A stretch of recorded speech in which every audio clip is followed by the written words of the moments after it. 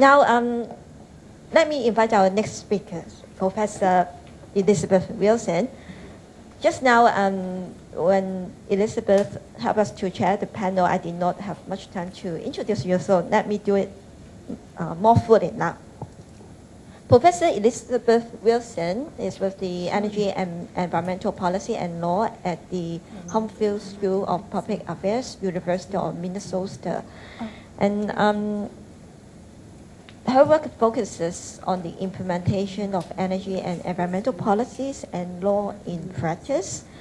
And she studies how institutions support and change energy system transitions and the interplays between technology innovation, policy creation, and institutional decision making.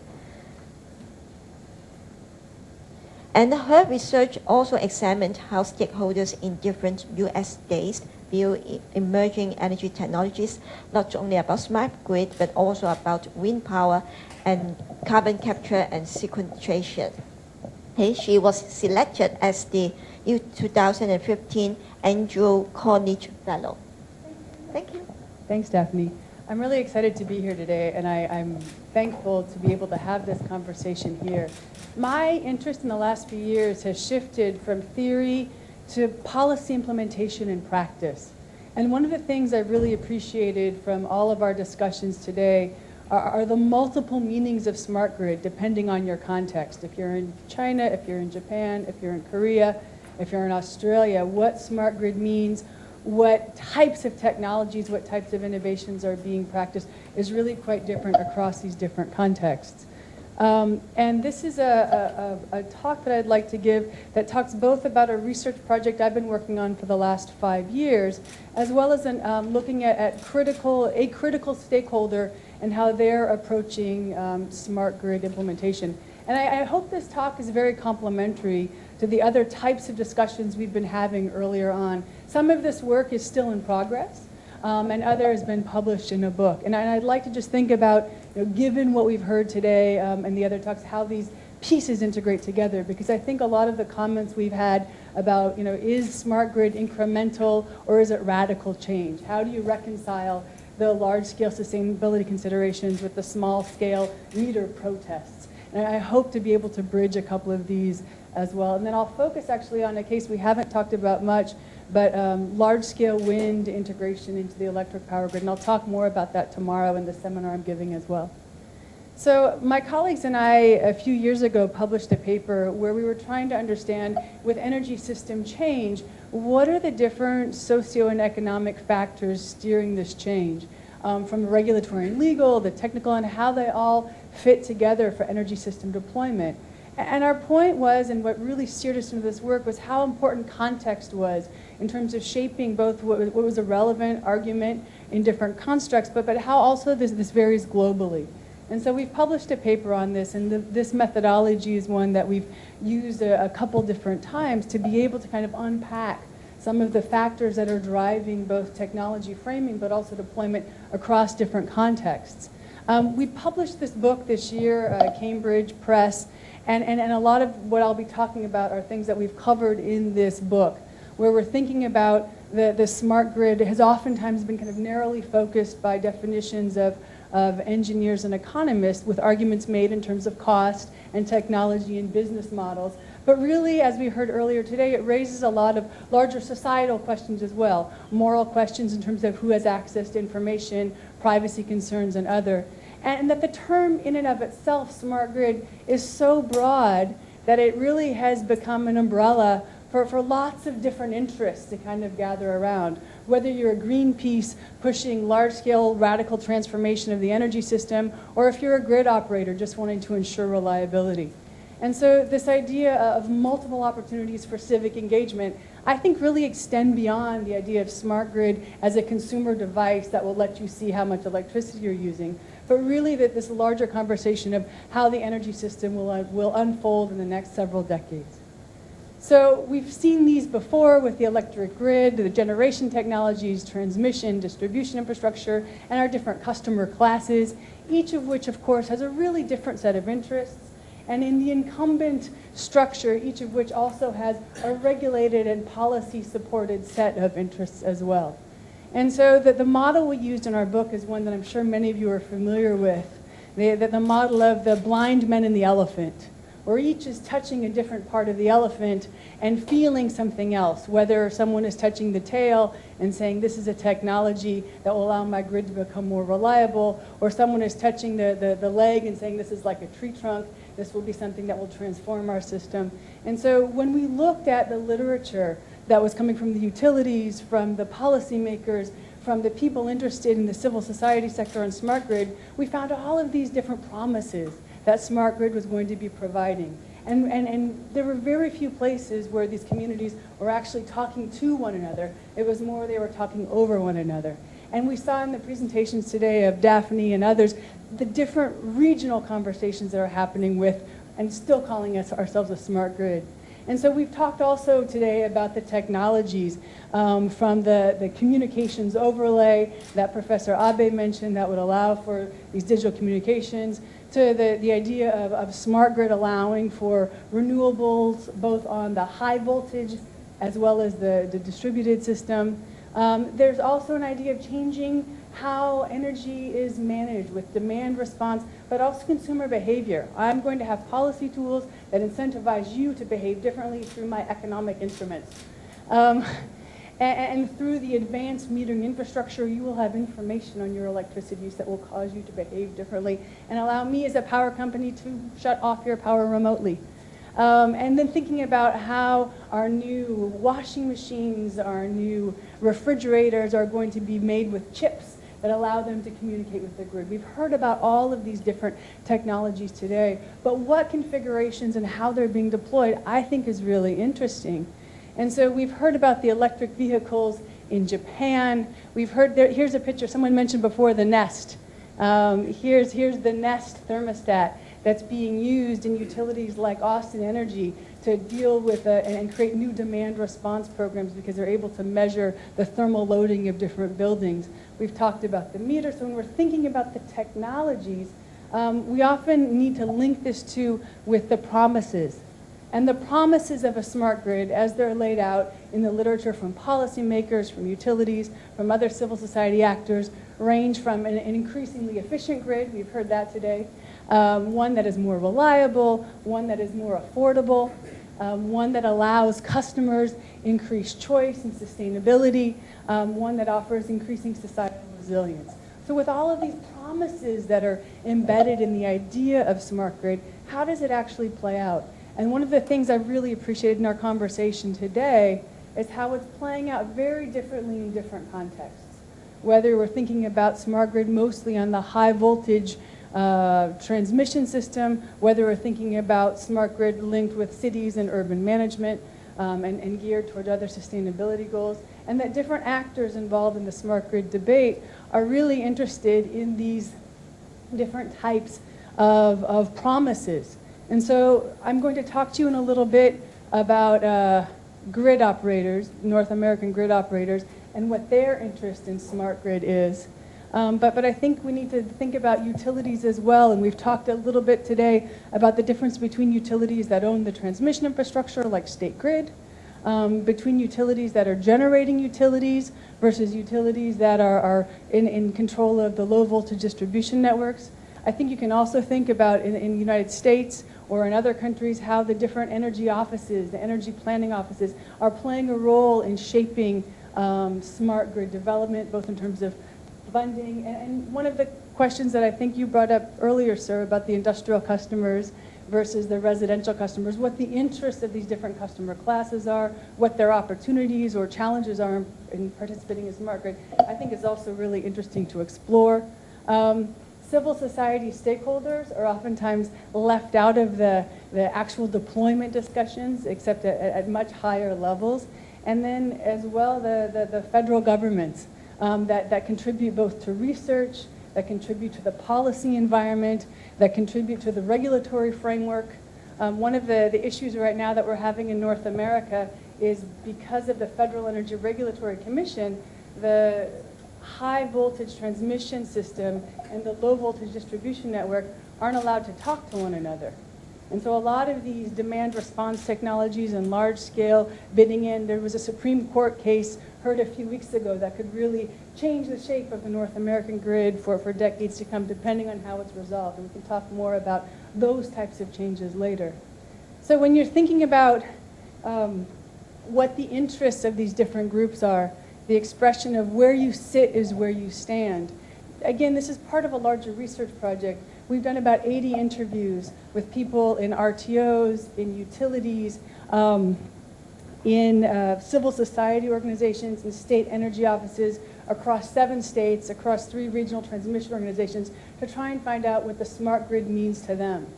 And so in thinking about how where you sit both provides opportunities for how you think about the smart grid, but also constrains what your imagination of it might be. In our last talk by Dr. Cheng, he talked about the phasor measurement units that were used by the regional transmission organizations. And the U.S. has spent billions of dollars installing these new PMUs in all of but in practice, they don't really know what to do with them yet. I've had a bunch of electrical engineering graduate students who I work with who've spent their summers at the RTOs trying to figure out how to actually take that information and make it useful in practice. So as a smart grid evolves, thinking about how this shifts as well in terms of what information is used for the system. So when we're thinking about this is a paper that we published with James Meadowcroft, Jenny Stevens and Charlie Ray Peterson, and James Meadowcroft and I published this paper thinking about these divergent priorities in smart grid. Specifically, this tension between smart grid providing enhanced centralization, your ability to control the system better over a wider area, as you see in the Chinese model, versus decentralization, or you know, the idea of distributed energy resources and everyone becoming a prosumer. And so there are different types of technological configurations that support one or the other, whether it's large-scale deployment of centralized renewables with long-distance transmission lines or small-scale generation. And oftentimes there are tensions between cities that want local generation versus utilities that respond to the other. Another tension I think that is really inherent within this is a question that you brought up earlier, Peter, is this idea of does the smart grid provide incremental change or radical change? Is this just something that will make our existing system work better, more reliable, or is this something that's going to allow us to reconfigure and reimagine and how the energy system works? And so is this just a more efficient use of existing resources, or is this something that's going to change potentially the electrification of transport and everything else? And so when you're thinking about these different tensions within the smart grid, I want you to also think about who benefits and who loses from these different configurations. Because at its very core, smart grid is a redistribution not only of electric power, but also political and societal power. And how these will be shared or negotiated across different societies were the different conversations that we were hearing today. And so if you're thinking about the deep decarbonization of electricity generation, which you want for climate change, which you care about for sustainability, whether you're thinking about a cultural shift of having the prosumer engaged in a society where they're producing their own electricity, or if you're just thinking about, you know, enhanced reliability and efficiency, the smart grid covers all of these spaces. And when different actors talk and present their propositions for smart grid, they are exploiting these tensions in very different ways. And we've heard this today when hearing about the case in China, when hearing about the case in Japan and Korea. And one of the things we explored a little bit in our book was this idea of privacy. Jeremy Bentham's idea of the panopticon, of having, you know, a prison where I could stare at all of you at once, and then the idea would be because I'm staring at you, you will behave well. It works with my kids. But this idea of privacy, this idea of the electric utility knowing when you're using your kettle, was one of the fear stories that's brought up when it comes to smart grid. And so this has been something that many consumers, in addition to the EMF that we talked about earlier, that Dr. Park talked about earlier, is something that's really been a concern for people. And in some ways, I wonder if, at least in North America, we haven't asked people about privacy with their cell phones or with the National Security Association spying on you. This is the one place where we begin to ask you, you know, do you care about this? So, And then for other people, smart grid means a wholesale transformation in how we produce energy. And the ability to have large-scale wind and solar like we heard about in Germany, or even in the upper Midwest of the US. The ability to create a sustainable low-carbon energy system is really what smart grid, for many, seems to allow. And the point that I brought up earlier about the large-scale transformation of the grid, and wind in particular, I think is particularly interesting. When you look at who got it right in terms of projections, it was only Greenpeace. In the US, our energy agency was 2 orders of magnitude off when they looked at how much wind we would have on our system in 2020 compared to what we have today.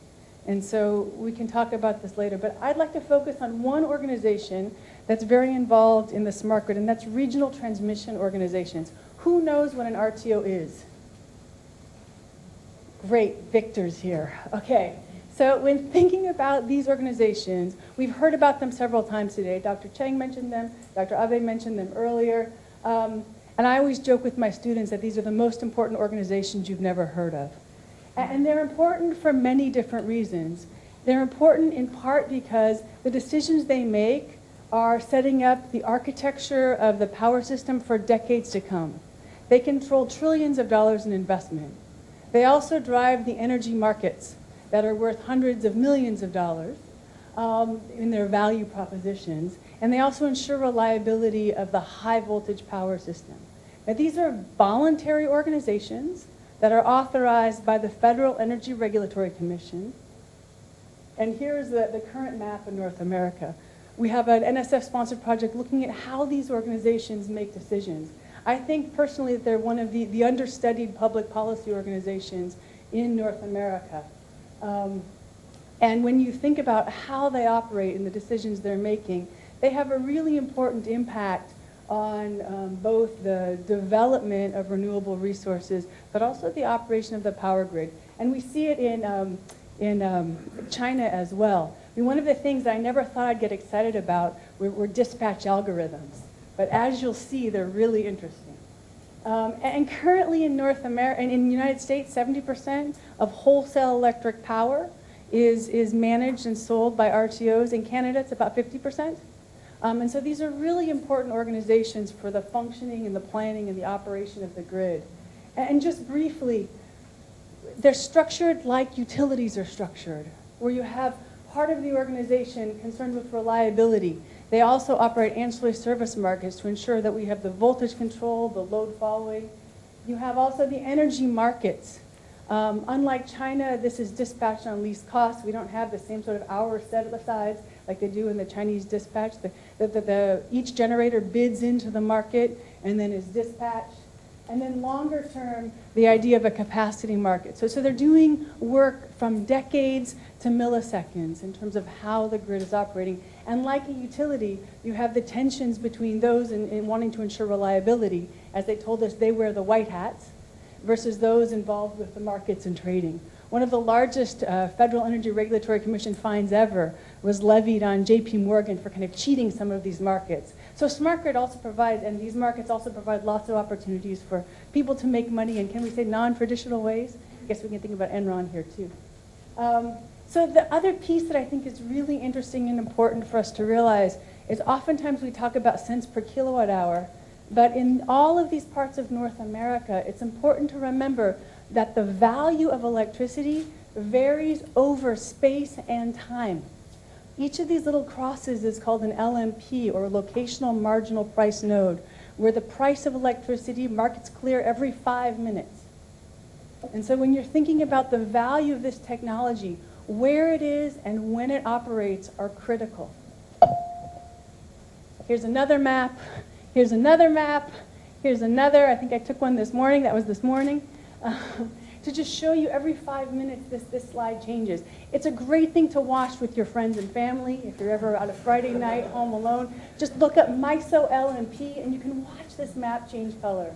And you can see how the price and value of resources like wind, like solar, like coal plants, like nuclear plants are changing over space and time. And these market rules are rules that were not handed down from the mountain carved on stone tablets. No, they were negotiated in RTOs. And why we got really interested in these organizations was because we looked at a pumped hydro energy plant. And when we changed the rules of the RTO from the ones in MISO to the ones in ISO New England, we changed the value of the plant by 250%. So they have material impact on the value of these assets. So don't talk to me about cents per kilowatt hour, because how I make the rules, where the technology is located, where it operates, really determines its material value. So here's MISO that I'll be talking about just briefly. It's the size of many countries, 48 million people, 62,000 miles of transmission lines. That's about 100,000 kilometers of transmission lines. And I think one of the pieces that I've really appreciated more and more is on the high voltage power system, they are already quite smart. And so when you go into one of the control rooms, it really is a space where the wall is covered and I'm able to see the system in its entirety.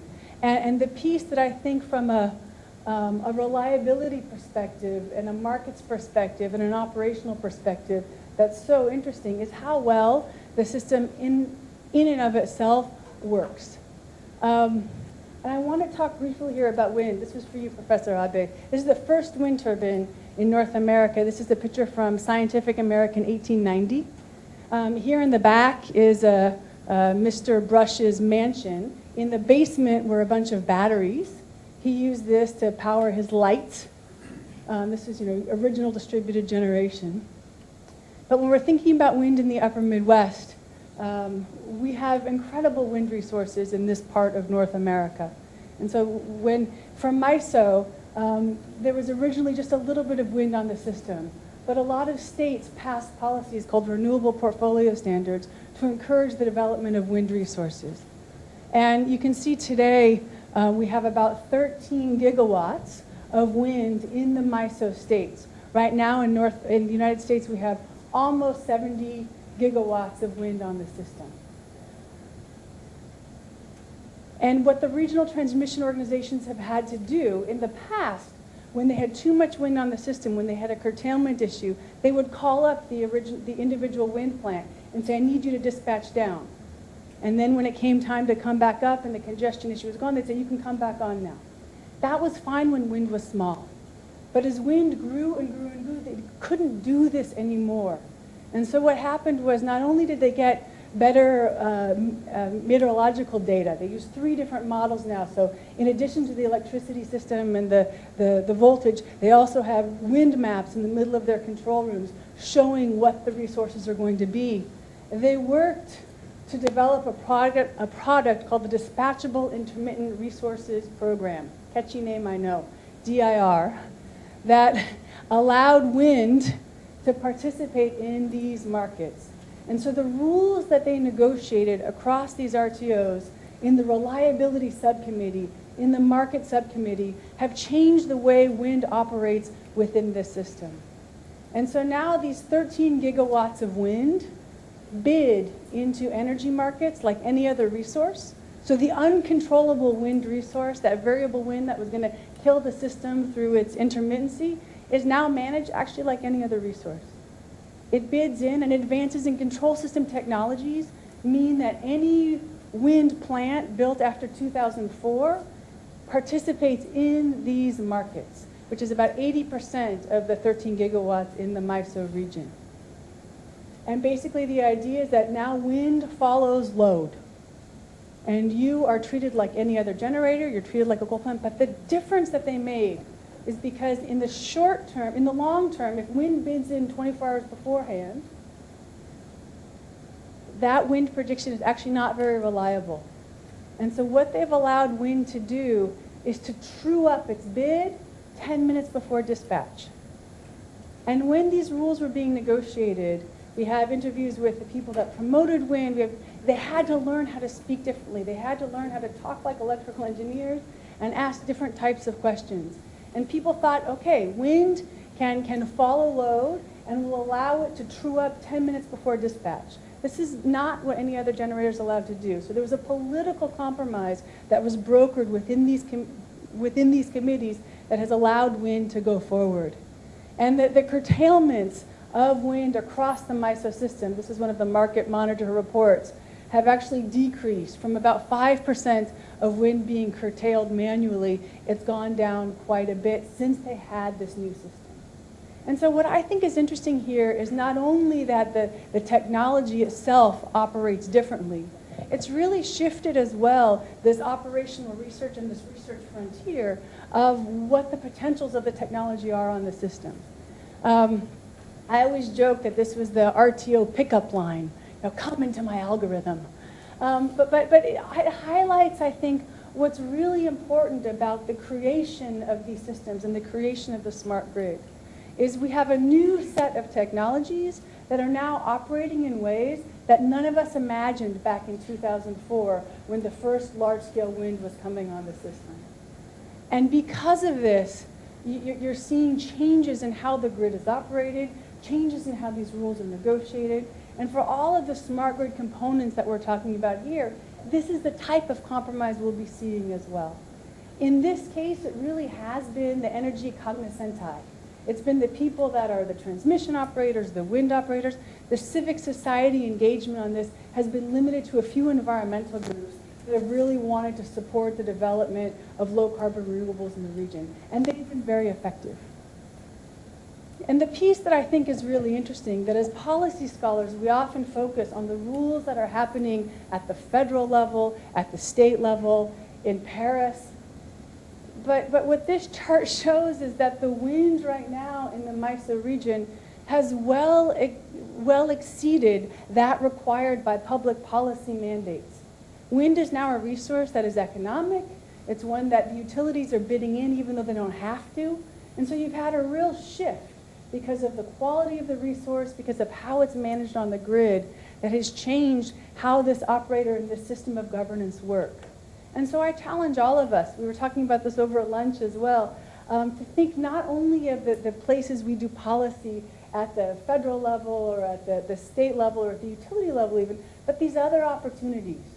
And like I said before at the beginning of this talk, I would have never thought I would have gotten so excited by dispatch algorithms. But that's really where the action is in terms of making this technology possible. And I think you can think of other examples, whether it's with demand response, whether it's with microgrids or the flexibility and reliability and resilience products we talked about earlier. So we've talked a little bit about the different stakeholders, how people are involved. I hope I linked as well to the talks that happened before with the differences of the systems being created in China and Japan and Korea, thinking about some of the different tensions and what the actor interests are across. And I wanted to just focus on one critical stakeholder in the US that most of you hadn't heard about before, kind of highlighting their role in the creation of a smart grid. Definitely the high voltage side. I didn't talk at all about the low voltage side, but I think this is a really critical place to think about when we're thinking about where can change happen, how does change happen, and where are some non-traditional places of shifting dispatch algorithms and negotiating constraints that really create different types of values on the system. So this is not just me. I work with colleagues at University of Vermont, University of Texas, Penn State, Boise State, Portland State, on all of these projects. And we have a wonderful team of graduate students who've been working on these projects over the last 7 or 8 years, several of whom now are working at the RTOs. So with that, I want to thank you very much for your attention and for staying awake.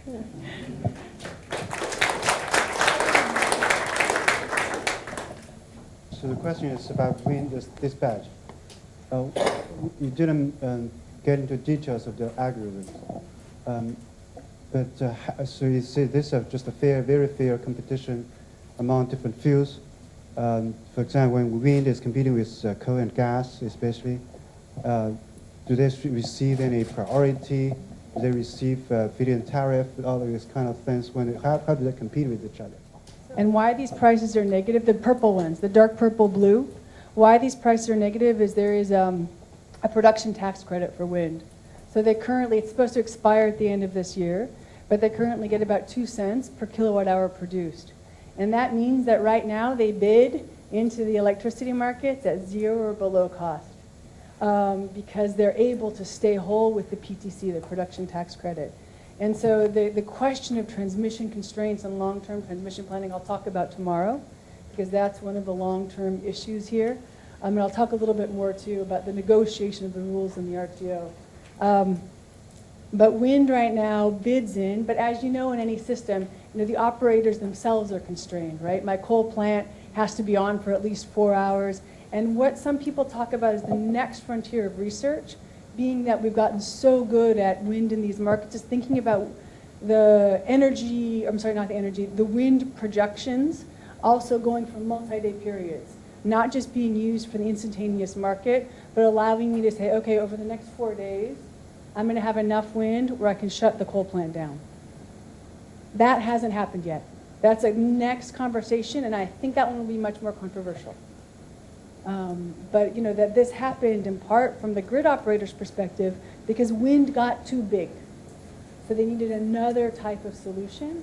But the fact now that hundreds of times a day things happen that we thought were impossible a few years ago, I think is really interesting. And you're seeing this type of change of wind being treated as a regular resource. And in this region, it does not get priority. It's not like Germany where it gets dispatch priority and everything else goes around it. It really bids in, but because it bids in at zero, does that help? Thank you. It's very interesting story, and I'm particularly interested in the RTOs, and it's new type of organization I've heard of, and I'm interested in.